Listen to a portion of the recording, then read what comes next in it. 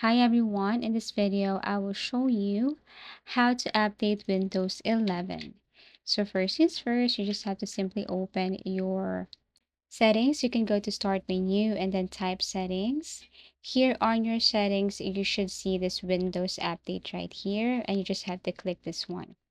So here's the thing, if your PC is eligible for upgrading or updating to Windows 11, you should see it right here. And all you need to do is to click that one to upgrade your Windows from 10 to 11.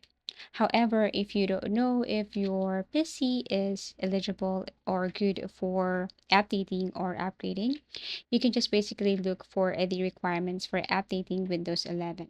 Another way is that you can go to Microsoft Edge and look for upgrade Windows or update Windows 11. Then you should see this link right here where you can just basically update from Windows 10 or 9 to Windows 11. So if you want also to run or install this PC, health check up to see if your device is compatible for upgrading to Windows 11. You can tap and install this one. And once okay, then you can now download Windows 11. You just have to follow the steps right here to basically update Windows 11. And that's it. Thank you for watching and see you again in our next video tutorials.